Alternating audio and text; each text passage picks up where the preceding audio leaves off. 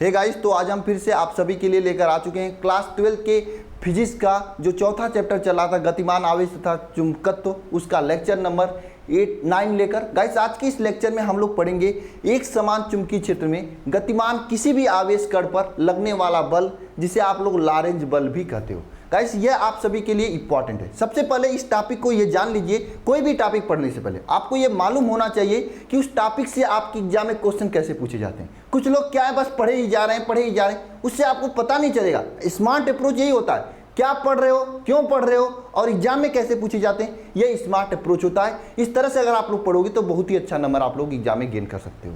तो गाइस, सबसे पहले हम लोग ये जान लेते हैं कि जो लॉरेंज बल है, जिसे आप लोग इसे भी कह सकते हो एक समान चुंबकीय क्षेत्र में किसी गतिमान आवेश कण पर लगने वाला बल। तो इससे क्वेश्चन कैसे आपके एग्जाम में पूछे जाते हैं। देखिए, क्वेश्चन दो प्रकार से पूछे जाते हैं। पहला प्रकार यहाँ पे क्वेश्चन इस तरह से बनता है कि सीधे सीधे आपसे पूछ लिया जाता है कि लॉरेंज बल किसे कहते हैं, उस पर टिप्पणी लिखिए।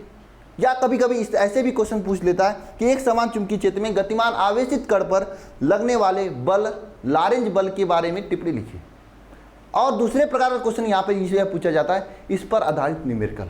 तो आज की इस लेक्चर में हम दोनों चीज़ें सीखेंगे। सबसे पहले ये जानेंगे कि लॉरेंज बल होता क्या है, किसे कहते हैं। उसके बाद इस पर आधारित काफ़ी सारे न्यूमेरिकल हम लेकर आए हैं, आप देख सकते हैं यहाँ पर ये सभी न्यूमेरिकल्स हैं, इसको हम लोग करेंगे। ठीक है, बिल्कुल। तो चलिए आज का ये लेक्चर स्टार्ट करते हैं। चलिए, सबसे पहले हम लोग ये जानते हैं एक समान चुंबकीय क्षेत्र में कोई गतिमान आवेशित कण है तो उस पर जो बल लगता है उस बल को लॉरेंज बल कहा जाता है। तो ये लॉरेंज बल होता क्या है, ध्यान देना सभी लोग, और हेडिंग करना सभी लोग हेडिंग करना अगर आप लोग नोटबुक में नोट कर रहे हो। हालांकि मैं इसका पीडीएफ आप लोगों को बेहतरीन तरीके से दूंगा टेलीग्राम पर, और जो पीछे के लेक्चर्स का पीडीएफ बचा हुआ था आज यह पीडीएफ अपलोड हो जाएगा। आज वाला जो पीडीएफ है कल तक अपलोड हो जाएगा। ठीक है, टेलीग्राम पर भी, अल्फा इंस्टीट्यूट ऐप पर भी। ठीक है, तो चलिए स्टार्ट करते हैं। आप हेडिंग करिएगा एक समान चुंबकीय क्षेत्र में, एक समान चुंबकीय क्षेत्र में गतिमान आवेशित कण पर लगने वाला बल, एक समान चुंबकीय क्षेत्र में गतिमान आवेशित कण पर लगने वाला बल। ठीक है, अब ध्यान देना सभी लोग। देखिए, कोई भी आपके पास एक समान चुंबकीय क्षेत्र है, एक समान चुंबकीय क्षेत्र है, एक समान चुंबकीय क्षेत्र है, एक समान क्या है, चुंबकीय क्षेत्र है, चुंबकीय क्षेत्र, एक समान चुंबकीय क्षेत्र बी है। इसमें क्या होता है, एक आवेशित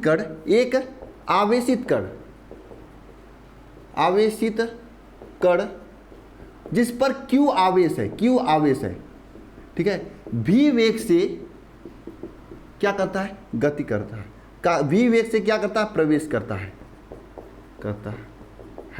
V वेग से प्रवेश करता है। तो इस कण पर एक बल कार्य करता है, जिसे हम लोग क्या कहते हैं, लॉरेंज बल या फिर चुंबकीय बल कहते हैं। अब बात समझना सभी लोग। देखिए, इस पॉइंट को हम समझाने के लिए आपके पास एक एग्जाम्पल लेते हैं। एग्जाम्पल क्या लेते हैं, आपके अगर शहर में कोई होगा आर्मी का कैंप, या फिर जो सेना की कैंप होती है, पुलिस का ही कैंप ले लीजिए।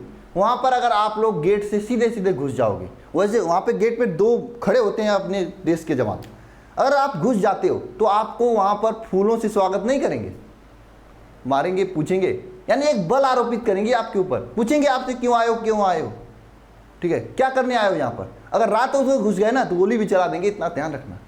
तो बल बहुत ज़्यादा हो जाएगा, ज़िंदगी भी ले जाएगी। ठीक है, तो मेरे कहने का मतलब बस इतना है कि जब किसी के क्षेत्र में कोई जाता है, अरे आपके घर में ही कोई शाम को ही, दिन में ही कोई अनजान, कोई भी जिसे आप जानते नहीं हो, कोई ऐसा आदमी आ जाए और घुसे, तो आप क्या उसे छोड़ोगे, घींचोगे तो तमाचा, और ऐसा करोगे कि नहीं करोगे। तो आप भी उस पर बल आरोपित कर रहे हो। उसी तरीके से जब किसी चुंबकीय क्षेत्र में कोई आवेशित कण प्रवेश करता है तो चुंबकीय क्षेत्र उसे सम्मान नहीं करता है, उसको अच्छे से नहीं, आओ बैठो, ऐसा नहीं करता है, उस पर एक बल आरोपित करता है। उस बल को क्या कहते हैं, लॉरेंज बल कहते हैं। तो मैं यहाँ पर इस बात को लिखा हूँ, एक समान चुंबकीय क्षेत्र बी में कोई आवेशित कण जिस पर क्यू आवेश है भी वेग से प्रवेश करता है या फिर उसमें प्रवेश करता है तो उस पर बल कार्य करता है। उस बल को क्या कहते हैं? लारेंज बल कहते हैं। एक बार सभी लोग डिफिनीशन लिखेंगे सभी लोग। मैं आपको यहाँ पे डिफिनीशन दिखा दे रहा हूँ लारेंज बल की, ठीक है। देखिए आपको दिखाई दे रहा है डिफिनीशन। इसमें क्या लिखा हुआ है? इसमें यह लिखा हुआ है कि जब एक समान चुंबकीय क्षेत्र में कोई आवेशित कण, जब एक समान चुंबकीय क्षेत्र में कोई आवेशित कण गति, जब कोई आवेशित कण चुंबकीय क्षेत्र में गति करता है तो इस पर एक बल कार्य करता है, एक बल कार्य करता है। यह बल क्या कहलाता है? लारेंज बल कहलाता है। यह बल क्या कहलाता है? लारेंज बल कहलाता है। इस बात को आप सभी लोग कमेंट बॉक्स में एक बार कमेंट करेंगे लारेंज बल किसे कहते हैं, क्योंकि आपके एग्जाम में पूछा जाता है। तो एक समान चुंबकीय क्षेत्र में जब कोई बल क्या करता है, जब कोई आवेशित कण प्रवेश करता है भी वेग से, तो वह चुंबकीय क्षेत्र के द्वारा उस कण पर एक बल आरोपित किया जाता है। उस बल को क्या कहते हैं? लारेंज बल कहते हैं। उस बल को क्या कहते हैं? लारेंज बल कहते हैं।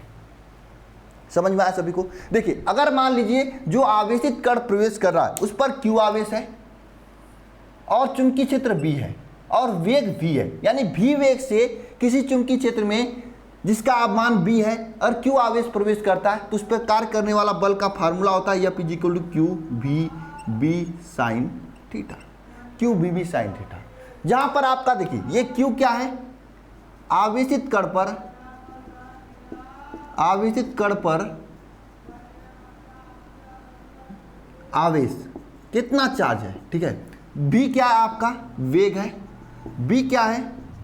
चुंबकीय क्षेत्र का मान है, क्षेत्र का मान है, ठीक है। अब साइन थीटा, जहां पे थीटा क्या है? अब थीटा यह है कि वह जो कण गति करता है वह चुंबकीय क्षेत्र के साथ कितना अंश बनाता है। जैसे मान लीजिए कहीं पर चुंबकीय क्षेत्र ऐसे है और कण आपका इस तरह से प्रवेश कर रहा है, तो ये चुंबकीय क्षेत्र के साथ ये देखिए 180 डिग्री का कोण बना रहा है। मान लीजिए चुंबकीय क्षेत्र का दिशा ये है और कोई कण ऐसे प्रवेश कर रहा है तो चुंबकीय क्षेत्र के साथ ये 90 अंश का कोण बना रहा है। यानी चुंबकीय क्षेत्र के साथ वह कण जो कण प्रवेश किया है, वह कण जो है किस एंगल से प्रवेश किया है, वह एंगल है जिसे आप लोग ये क्या कर सकते हैं वहां पे चुंबकीय बल, चुंबकीय क्षेत्र तथा कण के वेग के बीच का कोण ये कह सकते हो। चुंबकीय क्षेत्र तथा कण के वेग के बीच का कोण ये कह सकते हो। बोलिए इतना तक समझ में आया? तो क्या फार्मूला होता है? F = q v b sin theta.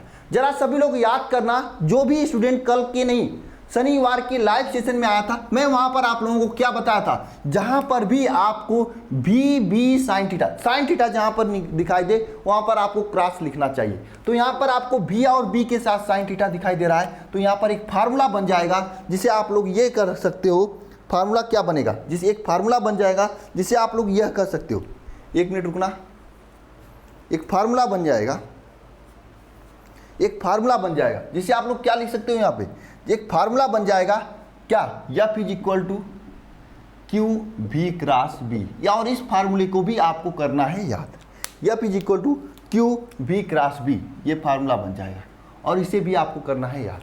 ये फार्मूला आप सभी के एग्जाम में पूछा जाता है, ठीक है। ये आपको एग्जाम में b क्रॉस b कर देगा, b क्रॉस b की जगह पर, तो आप लोग कंफ्यूज हो जाओगे। तो इसे याद रख लेना, ये आपके क्रॉस के रूप में है। क्योंकि देखिए जहां पर भी साइन होता है वहां पर क्रॉस लगता है, जहां पर भी क्रॉस होता है वहां पे डॉट लगता है, ठीक है। अब ये फार्मूला हो गया। अब विशेष स्थिति आती है। क्या आती है? विशेष स्थिति क्या आता है? सबसे पहला विशेष स्थिति आता है कि अगर मान लीजिए आपके पास चुंबकीय क्षेत्र का दिशा यह है, यह बी का दिशा है और इसी दिशा में सेम दिशा में आपका कोई आवेशित कण भी गति करता है। चुंबकीय क्षेत्र की दिशा ये है और इसी दिशा में कोई आवेशित कण भी जो है गति करता है, तो क्या होगा? तो यहां पर b और b के बीच में कितने अंश का कोण होगा? θ = 0 अंश का कोण होगा। जब θ = 0 अंश का कोण होगा तो यह बल कितना कार्य करेगा? जरा देखना, q v b sin theta. अब थीटा का मान 0 हो चुके तो साइन थीटा का मान कितना होता है? साइन 0 का मान 0 हो जाता है, तो f का मान हो जाएगा q v b, यहाँ पे साइन 0, तो यहाँ पर f का मान हो जाएगा 0, ये हो जाएगा।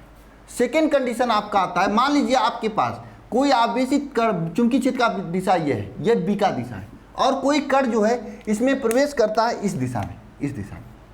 तो यहाँ पर देखिए कोई कण इस दिशा में जा रहा है, जबकि चुंबकीय क्षेत्र की दिशा ये है, तो इसके बीच में कितने अंश का कोण है? 180 अंश का, 180 अंश का कोण है ना। जब 180, अरे यार सीधी सी बात है, आप इधर जा रहे हो और आपका फ्रेंड इधर जा रहा है, दोनों के बीच में कितने अंश का कोण है? 180 अंश का कोण है। जब 180 अंश का कोण होगा तो यहाँ पर क्या होगा जरा बताइए? जब 180 अंश का कोण होगा तो यहाँ पर क्या होगा? यहाँ पर चुंबकीय क्षेत्र B का मान क्या होगा? F = QV sin थीटा होगा, ठीक है, sin थीटा होगा। तो यहाँ पे थीटा का मान 180 अंश रखेंगे, तब पर भी F का मान 0 होगा, क्योंकि sin 180 अंश का मान 0 होता है, 0 होता है। तो यहाँ पर QV 0 हो जाएगा, तो F का मान क्या हो जाएगा? 0 हो जाएगा। अब तीसरा कंडीशन मैं आप सभी के लिए दे रहा हूँ, जो कि मैक्सिमम कंडीशन पूछा जाता है।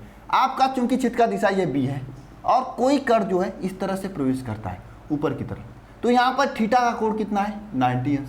जब थीटा का कोण 90 अंश होता है तो sin 90 का वैल्यू 1 होता है, sin 90 का वैल्यू 1 होता है, तब F का मान क्या हो जाएगा? QVB ये होता है। तो ये 3 विशेष कंडीशंस हैं। आपको PDF में कैसा लिखा हुआ मिलेगा, ध्यान देना सभी लोग, ये देखना। ये आपका तो परिभाषा हो गया, ये परिभाषा हो गया, ठीक है। इसके बाद देखना PDF में आप जब देखोगे तो आपको ये मिलेगा, कल जो मैं PDF दूंगा, ठीक है। ये देखिए आपके सामने है, 1 मिनट इसको हम दिखा रहे हैं। इसके बाद मैं आपको चुंबकीय क्षेत्र की दिशा दिखाऊंगा, यानी कि जो बल लगता है उसकी बल की दिशा क्या होती है ये बताऊंगा। ये देखिए ये सभी कंडीशंस है आप सभी के लिए, दिखाई दे रहा है आप लोगों को? बोलिए, दिखाई दे रहा है? दिखाई दे रहा है सभी को? ये वाला देखिए, ये तीनों कंडीशंस यहाँ पे लिखे हुए हैं, आप पढ़ सकते हैं, देख सकते हैं। PDF जब होगा तो वहाँ पर आपको दिखाई देगा। इस बार आपको टाइपिंग PDF दिखाई दे रहा है, ठीक है। ये हो गया। अब बात करते हैं चुंबकीय क्षेत्र। ये जो क्षेत्र की बल लगता है, मान लीजिए आपको जब इसमें प्रवेश किया आप और आप ऐसे प्रवेश किए, ये वाले कंडीशन थे, तो इस कण पर किस दिशा में बल लगेगा ये भी तो जानना चाहिए। अरे सीधी सी बात है, आप पुलिस के कैंप में गए, आपके घर में मान लीजिए, पुलिस कैंप छोड़िए, आपके घर में कोई अजनबी आदमी आ गया जिसे आप जानते नहीं, अचानक घर में घुसने लगा, तो आप उसे किस गाल पर चोट लगाओगे ये तो जानना चाहिए। चुंबकीय क्षेत्र भी तो वही करेगा। तो मान लीजिए कोई कण आपका ऐसे यहाँ पर प्रवेश करता है, ऐसे प्रवेश करता है, तो इस पर किस दिशा में बल लगेगा? ऊपर की ओर, नीचे की ओर? सीधी सी बात है, मान लीजिए आप ऐसे खड़े हो, ऐसे खड़े हो और आप राइट हैंडर हो, यानी राइट हाथ से काम करते हो। आपके सामने से दरवाजे से कोई आदमी आपके घर में आता है, तो आप क्या करोगे? दाएं हाथ से तमाचा बचाओगे उसके ऊपर, यही करोगे ना, तो उसके दाएं गाल पर लगेगा। उसी तरीके से यहाँ पर क्या होता है, आवेश मान लीजिए 90 अंश से प्रवेश करता है इस दिशा में, तो आवेश पर ये चुंबकीय क्षेत्र किस दिशा में बल लगाएगा ये जानने वाली बात है, और ये आपके एग्जाम में पूछा भी जाता है। मैं दिखाऊंगा कैसे कैसे क्वेश्चन एग्जाम में पूछे गए, और आपको PDF में प्रैक्टिस के लिए भी क्वेश्चन मैं दिए हुए हैं, ठीक है। तो चलिए उसको जान लेते हैं, चुंबकीय क्षेत्र की दिशा को कैसे ज्ञात करते हैं। देखिए, चुंबकीय क्षेत्र की दिशा ज्ञात करने के लिए एक दाएं हाथ का नियम है, बाएं हाथ का फ्लेमिंग का नियम है, उसकी बात मैं नहीं कर रहा हूं। यहां पर हम दाएं हाथ के नियम की बात कर रहा हूं, जो कि मैक्सिमम जगह यूज होती है, और ये जो दिशा बताती है वह धनावेश के लिए बताती है। अगर कहीं पर ऋणावेश के लिए दिशा पूछ लिया जाए तो वहां पर आपको क्या करना होता है? धनावेश की दिशा ज्ञात करके ऋणावेश के लिए उसका व्युत्क्रम करना होता है। मान लीजिए अगर ऊपर की ओर आता है धनावेश की दिशा, तो ऋणावेश की दिशा नीचे की ओर हो जाता है। मैं अभी आपको समझा रहा हूँ बात। पहले आप अपने दाएं हाथ को खोजिए, उसको इस तरह से मोड़िए, देखिए ऐसे ऐसे आपको मोड़ना है, ऐसे, ठीक है। जहां पर आप तीनों के तीनों अंगुलियां जो है 90 अंश के हों, तो इसमें बात क्या होती है? अगर मान लीजिए आपका चुंबकीय क्षेत्र की दिशा ये एक्स एक्सिस की ओर है, जिसे आप लोग आई कैप या एक्स लिखते हो, ठीक है, ये आपका चुंबकीय क्षेत्र की दिशा है। अगर मान लीजिए कोई कण इसके लंबवत वाई एक्सिस की दिशा में प्रवेश करता है, तो इस पर कार्य करने वाला बल जो होगा सीधे इसके लंबवत जेड की ओर होगा, जेड की ओर होगा। बात समझ में आया? मतलब अगर यक्स की ओर, मतलब एक दूसरे के लंबवत कार्य करते हैं, और कोई कण है किसी चुंबकीय क्षेत्र में, अगर एक्स की दिशा में प्रवेश करता है, वाई की और चुंबकीय क्षेत्र की दिशा क्या है? वाई की तरफ है। जैसे इसका उल्टा, मान लीजिए कण आपका एक्स की दिशा में गति कर रहा है, चुंबकीय क्षेत्र की दिशा बी है, वाई की दिशा में, तब पर भी इन दोनों के लंबवत बाहर की ओर जो जेड एक्स की दिशा होगी वहां पर उसका बल कार्य करेगा। और इसे आप लोग आसानी से इन हाथों के नियम से याद कर सकते हो। मान लीजिए ये आपका चुंबकीय क्षेत्र की दिशा है, ये अंगुली जो है चुंबकीय क्षेत्र की दिशा को दर्शाता है। यहाँ पे ध्यान देना सभी लोग, ये उंगली आपको क्या कहता है, ये दाएं हाथ की उंगली से निकालोगे, ये आपका उंगली जो है चुंबकीय क्षेत्र की दिशा को दर्शाता है, और ये उंगली आपका क्या है, इसके लंबवत जो वेग, जिस भी वेग से जो आवेश कर जाएगा उसकी दिशा को दर्शाता है। तो इन दोनों के लंबवत इस दिशा में आपका क्या होगा, उस कण की, आवेशित कण की दिशा होगी। लेकिन ये जो दिशा होगी ये धनावेश के लिए होगी, यह दिशा जो होगी धनावेश के लिए होगी, धनावेश के लिए, धनावेश के लिए होगी, धनावेश के लिए। बात समझ में आई। ऋणावेश की बात करेंगे तो जस्ट इसका उल्टा कर देंगे। मैं आपको एक क्वेश्चन दिखाता हूं, उसके बाद आपको मैं दिशा पूछता हूं, समझ में आएगा। ठीक है, 1 मिनट मैं लगाया हूं क्वेश्चन। चलिए क्वेश्चन को ध्यान देना सभी लोग, 1 मिनट। ये नहीं है, ये भी नहीं है, हाँ ये लास्ट वाला क्वेश्चन है, ये भी नहीं है।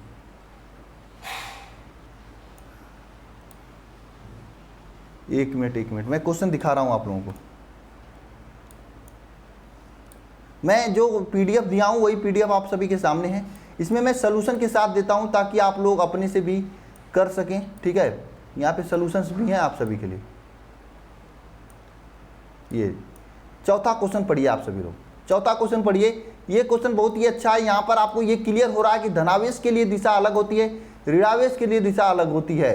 ठीक है, और मैं इसको बड़ा कर दूं, 1 मिनट रुकिए ताकि आप लोगों को दिखाई दे। बिल्कुल अब दिखाई दे रहा होगा आपको क्वेश्चन, क्वेश्चन दिखाई दे रहा है सभी को, बोलिए। ये चौथा क्वेश्चन सभी को दिखाई दे रहा है, बताइए। दिखाई दे रहा है। क्वेश्चन में क्या लिखा हुआ है पढ़िए सभी लोग। एग्जाम्पल नंबर 4 मैं आप सभी के लिए दिया हूं, पढ़िए सभी लोग, और एग्जाम में ये पूछता है,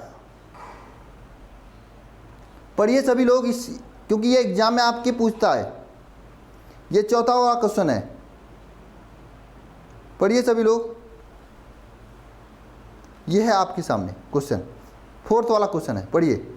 एक चुंबकीय क्षेत्र है, क्या है क्वेश्चन, पढ़िए सभी लोग। एक चुंबकीय क्षेत्र है जिसमें धनात्मक y अक्ष के दिशा के समांतर आवेशित कण धन x अक्ष के अनुदिश गतिमान है, तो लॉरेंज बल की दिशा ज्ञात कीजिए। जब वह पॉजिटिव है मतलब धनात्मक है, और यानी इलेक्ट्रॉन है तो मतलब इलेक्ट्रॉन पे नेगेटिव चार्ज होता है, और जब वह पॉजिट्रॉन है जिस पर आपका पॉजिटिव चार्ज होता है मतलब प्रोटॉन है, तो दोनों के लिए दिशा आपको ज्ञात करनी है।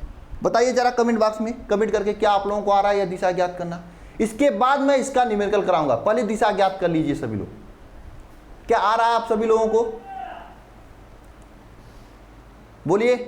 समय ले लीजिए लेकिन एक बार ट्राई कीजिए सभी लोग। मैं मानता हूं आज क्लास थोड़ा लेट हुआ है, लेकिन फिर भी क्लास हुई है, फिर भी क्लास हुई है। ठीक है, बहुत ही बेहतरीन कंसेप्ट आपको मैं सिखा रहा हूं, दिशा ज्ञात करना। आप खोज लेना, पूरे यूट्यूब पर नहीं मिलेगा, कोई भी नहीं आपको ऐसे बताएगा, क्योंकि इसकी जो दिशा होती है हमेशा धनात्मक दिशा को दर्शाती है। ये समझने का खेल है। चलिए आइए क्वेश्चन को पढ़ते हैं, उसके बाद मैं 2-3 न्यूमेरिकल और कराऊंगा। ठीक है, चलिए क्वेश्चन पढ़िए। यदि चुंबकीय क्षेत्र धनात्मक y अक्ष के समांतर है, आवेशित कण धनात्मक x अक्ष के समांतर गतिमान है, तो लॉरेंज बल की दिशा ज्ञात कीजिए। यानी जो चुंबकीय क्षेत्र है आपका, क्वेश्चन क्या करा, जो ये आपका चुंबकीय क्षेत्र है, ये आपका धनात्मक y अक्ष की दिशा में गतिमान है, ये आपका प्लस y अक्ष की दिशा में, ये चुंबकीय क्षेत्र B है, और जो x अक्ष की दिशा में क्या है आपका, यह आवेशित कण v वेग से गति करता है। देखिए B जो है आपका धनात्मक y अक्ष की दिशा में, और x अक्ष की दिशा में क्या है, आवेशित कण गति करता है, और 2 कण है, एक तो आपका इलेक्ट्रॉन है, एक तो इलेक्ट्रॉन है, दूसरा आपका प्रोटॉन है। इलेक्ट्रॉन का मतलब निगेटिव चार्ज, प्रोटॉन का मतलब धनात्मक चार्ज, प्रोटॉन का मतलब धनात्मक charge, positive charge, plus charge. ठीक है, अब देखिए आपको क्या ज्ञात करना है कि इस पे जो बल कार्य करता है, अगर प्रवेश आपका चुंबकीय क्षेत्र y अक्ष की दिशा में और x अक्ष की दिशा में वेग भी का लग रहा है, तो इस पे जो बल कार्य करता है वह बल किस दिशा में होगा, यह आपको ज्ञात करना है। मेरा फोटो नहीं दिखाई दे रहा तो आप लोग परेशान मत होना, क्वेश्चन तो दिखाई दे रहा है ना। कैसे होगा, कैसे ज्ञात करेंगे, जरा सोचना। मैं आपको बताया 2 नियम है आप सभी के सामने। एक नियम मैं आपको आगे न्यूमेरिकल में बताऊंगा, अभी आपको ये नियम ध्यान देना जो मैं आपको बता रहा हूं। आपको ये तीनों हाथों को ध्यान देना है। इसमें देखिए ऊपर की ओर मान लीजिए y अक्ष है, इधर की ओर मान लीजिए x अक्ष है, तो तो आपका जो बल कार्य कर रहा है ये जेड अक्ष का है।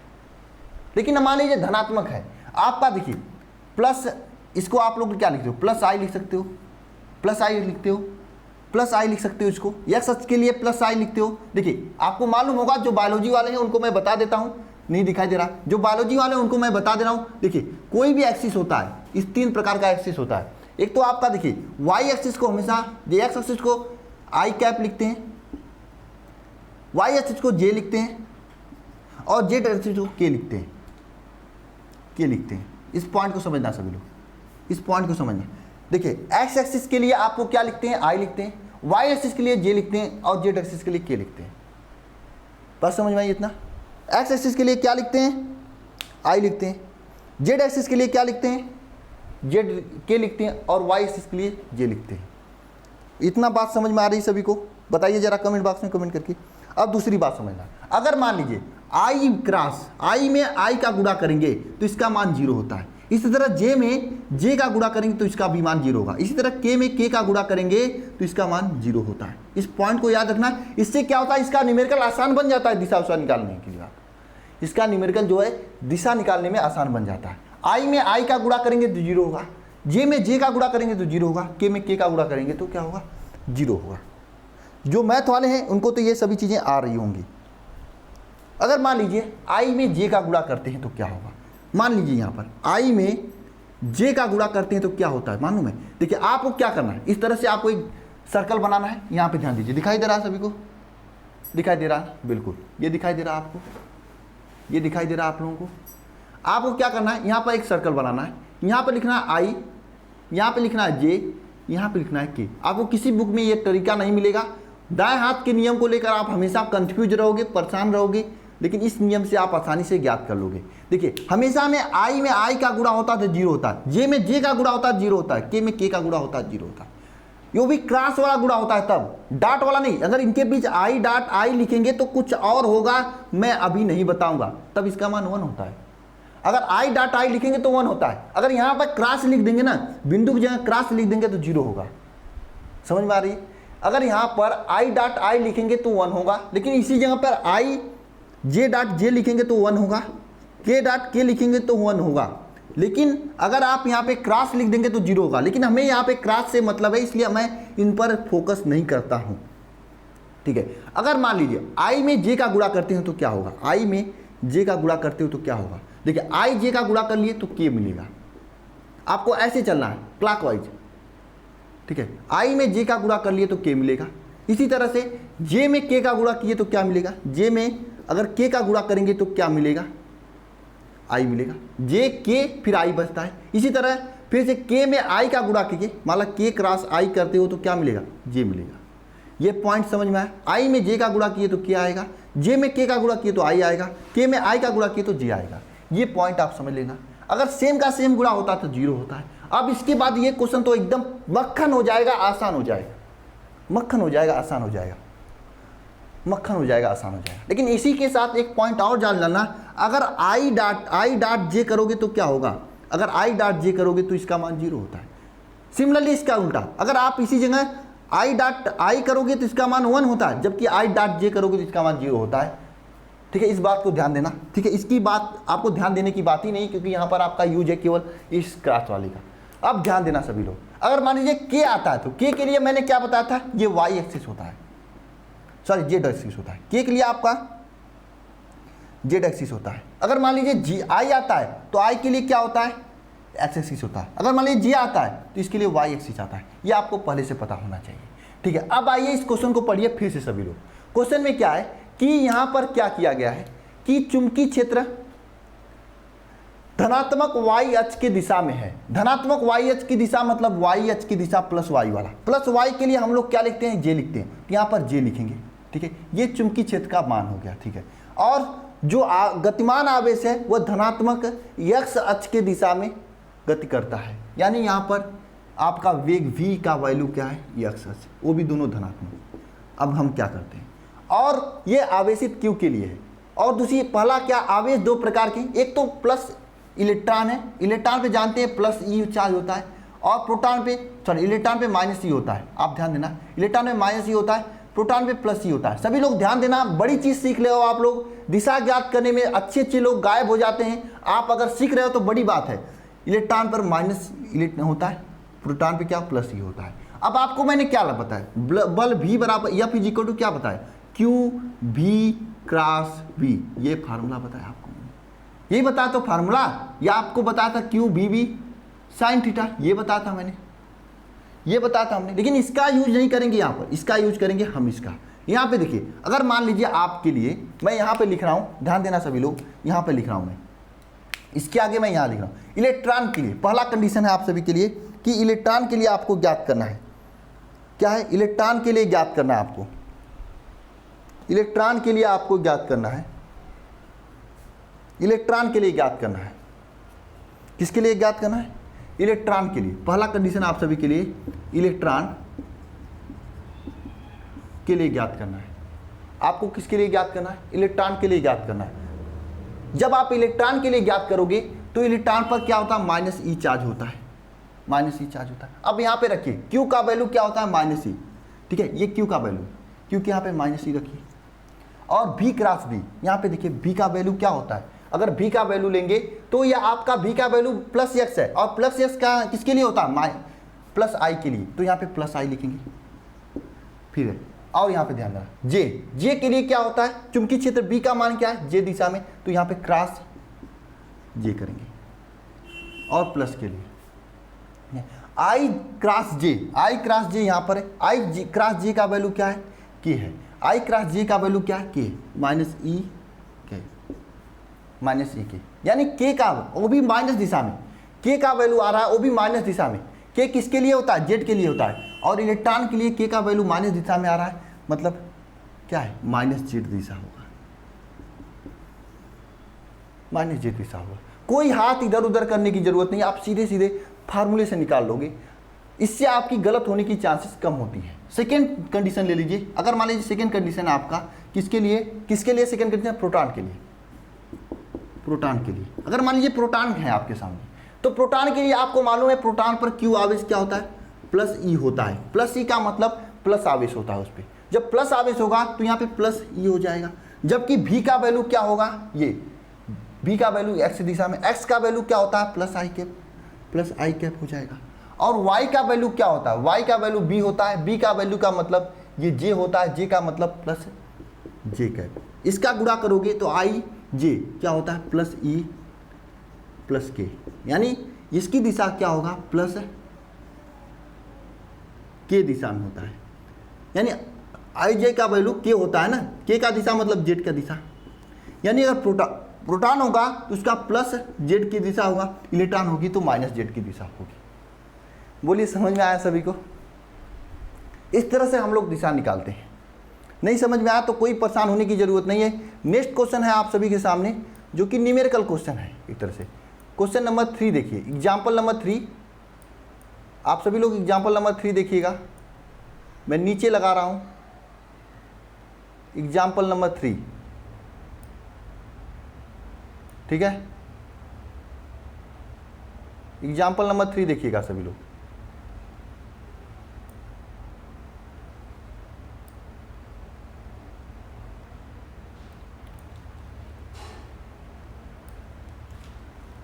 एग्जाम्पल नंबर 3 देखिएगा सभी लोग, दिखाई दे रहा है सभी को? आइए इसे ट्राई करते हैं। नहीं समझ में आया तो इसको पढ़िए सभी लोग, समझ में आ जाएगा। अच्छा क्वेश्चन है एग्जाम्पल नंबर 3। इसमें आपको दिशा के साथ साथ में क्वेश्चन भी सॉल्व करने हैं और ऐसे क्वेश्चन आपके एग्जाम में बनते हैं। और एक बार ट्राई कीजिए सभी लोग, इसका दिशा ज्ञात कर सकते हैं। ये चीज़ जो मैंने आपको बताया ना, इतना आसान चीज़ नहीं है। मैंने कोशिश किया कि आपको आसान तरीके से समझा दिया जाए। इसके लिए आपको 11th का 12th में भी आया, आपका वेक्टर कैलकुलस पढ़ना पड़ता है, लेकिन आपने पढ़ा नहीं है, फिर भी मैंने कोशिश किया बताने के लिए। क्वेश्चन क्या है आप सभी के सामने, क्वेश्चन क्या है, क्वेश्चन को पढ़िए सभी लोग। क्वेश्चन है कि 3i + 2j वेबर प्रति मीटर स्क्वायर चुंबकीय क्षेत्र में, 3i + 2j वेबर प्रति मीटर स्क्वायर चुंबकीय क्षेत्र है। यानी यहाँ पर आपका b का वैल्यू दिया है, क्या b का वैल्यू दिया है, 3i + 2j, ये दिया है आपको 3i + 2j दिया है वेबर प्रति मीटर स्क्वायर, ये दिया है। और इसके साथ में बी के साथ में आपको वैल्यू दिया है किसका, क्षेत्र में 3.2 इंटू 10⁻⁻19, यानी Q का वैल्यू दिया है 3.2 इंटू 10⁻⁻19 कूलाम। ये Q का वैल्यू है कूलाम। एकाएक आवेशित कण का वेग भी है आपका 5 इंटू 10⁵, 5 इंटू 10⁵ मीटर प्रति सेकेंड, और यह है आपका आई कैप की दिशा में, ठीक है, के हिसाब से गति करता है, वेग से चल रहा। तो लगने वाली बल की दिशा और बल ज्ञात कीजिए। तो आपको मालूम है बल F इज इक्वल टू क्या होता है, formula Q V cross B, ये होता है। आपको यही फार्मूला हमेशा यूज करना है, जहां पर भी आई जे के दिया हो, V क्रॉस B दिया है, तो सबसे पहले Q का वैल्यू लिखेंगे। Q का वैल्यू क्या है यहाँ पर 3.2 इंटू 10⁻⁻19, ये Q का वैल्यू है। V का वैल्यू क्या है 5 इंटू 10⁵ आई कैप हो गया, ठीक है, और क्रॉस है आपका B का वैल्यू। B का वैल्यू क्या है 3i प्लस 2j, ये है आपका B का वैल्यू, यही है। इसके अलावा कुछ तो नहीं है आप सभी के सामने, यही तो है आप सभी के सामने ना। तो इस बात को ध्यान रखना, मैंने आपको क्या बताया था, अगर i क्रॉस i होता है तो इसका वैल्यू 0 होता है, वहीं पर i क्रॉस j होता है तो इसका वैल्यू k होता है। मैंने अच्छे से समझाया था, तो यही यहाँ पर लागू होगा, ठीक है। देखिए इसका गुणा इसके साथ होगा, इसके साथ होगा। देखिए सबसे पहले F को हम लोग बाहर रखते हैं 3.2 इंटू 10⁻⁻19, इसको बाहर रखते हैं। 5 इंटू 10⁵ आई कैप, ये है आपका, इसका गुणा 3i कैप के साथ में करेंगे, ठीक है, 3i कैप के साथ करेंगे, प्लस 5 इंटू 10⁵ गुणे 2j कैप के साथ में करेंगे, इसलिए आई कैप है। अब देखिए आई कैप यहाँ पे देखिए, ये आपका आई कैप है और ये भी आपका आई कैप है, दोनों का गुणा हो रहा है, इसका मान तो 0 हो जाएगा, ठीक है। बात करते हैं इसका मान, तो ये देखिए 2 और 5, इसका गुणा होगा 5 दूनी 10, और 10⁵ है, 10⁵ है और 10, यानी यहाँ पर होगा 10 गुणे 10⁵ आई क्रॉस जे। आई क्रॉस जे का वैल्यू क्या होता है, के होता है, मैंने आपको अभी अभी बताया। तो यहाँ पर हो जाएगा इसका वैल्यू 10⁻6 के कैप। कुछ लोग कहते हैं सर आप सॉल्व नहीं करते हैं, इसलिए मैं ये सब कर रहा हूँ। अब देखिए 10⁻6 से के कैप, तो F का वैल्यू क्या आ जाएगा 3.2 इंटू 10⁻⁻19 गुणे 10⁻6 के कैप। अब देखिए मैंने आपको बताया था आधार समान होते हैं तो घात जुड़ जाते हैं, 19 में 6 जुड़ेगा तो क्या आएगा, F का वैल्यू ध्यान देना 3.2 इंटू 10⁻6 इसमें जोड़ोगे तो क्या होगा, 9 में 19 में से 6 जुड़ेगा, यानी -19 प्लस 6 क्या होता है, -19 प्लस 6 क्या होता है 9 और प्लस 6 करोगे तो -13 हो जाएगा। और इसकी क्या होगा के कैप की दिशा होगी, के कैप की किसकी दिशा होगी, प्लस के कैप की दिशा होगी, यानी प्लस जेड एक्स अक्ष की दिशा होगी। अब ये आप जो को अगर आप लोगों को ये क्वेश्चन आ गया तो समझ लीजिए ये क्वेश्चन बहुत ही कठिन था, बहुत ही टफ क्वेश्चन था, ये अच्छा क्वेश्चन था, लेकिन अगर आपको आया तो बहुत अच्छी बात है और बहुत ही बड़ी बात है कि आप कोई ऐसे क्वेश्चंस कर रहे हो। और देखिए सिमिलरली ये भी वैसा ही क्वेश्चन है, यह भी आप अगर देखोगे ध्यान से देखोगे तो यह भी आपका वैसा ही क्वेश्चन है, क्वेश्चन नंबर 2 भी, क्वेश्चन नंबर 2 भी वैसा ही क्वेश्चन है। क्वेश्चन पढ़िए, एक इलेक्ट्रॉन है जो कि धनात्मक वाई एच की दिशा में 2 इंटू 10⁻6 मीटर प्रति सेकंड की चाल से गति करता है। चुंबकीय क्षेत्र बी का वैल्यू दिया है इतना टेस्ला, क्या 0.22J प्लस 0.4 के टेस्ला दिया है की उपस्थिति है। तो इस इलेक्ट्रॉन पर लगने वाली बल की दिशा तथा बल ज्ञात कीजिए। यह क्वेश्चन मैं आप सभी के लिए होमवर्क देता हूं, हालांकि यहाँ पे क्वेश्चन सॉल्व है, अपने से कर लेना, कुछ नहीं करना है। अगर धनात्मक वाई एच की दिशा में गति कर रहा है तो मैंने आपको ये ग्राफ बताया था, ऐसे इसको याद कर लीजिए अपने दिमाग में, आगे काफ़ी यूज होगा। मैं बताया था एक्स अक्ष को लिए आई कैप लिखते हैं, जे वाई एच के लिए जे कैप और जेड अक्ष के लिए के कैप लेता हूँ। तो वाई धनात्मक वाई एच है तो जे कैप होगा, वहीं अगर ऋणात्मक वाई अक्ष होता तो माइनस जे होता है, ये आपको बताने की जरूरत नहीं है। तो इस तरह से रखकर आप लोग सॉल्व करोगे तो ये क्वेश्चन हो जाएंगे। इसके नीचे देखिए ये आपका है, आपका ये क्वेश्चन नंबर 1 है। क्वेश्चन नंबर 1 थोड़ा सा टफ क्वेश्चन है, लेकिन फिर भी मैं नहीं बताऊंगा क्योंकि पहला क्वेश्चन मैं बताता नहीं हूँ, पहला क्वेश्चन ईजी होता है, ठीक है, लेकिन ये टफ नहीं है, बस समझने का खेल है। अपने से पढ़िएगा, मैं क्वेश्चन दिखा दे रहा हूँ।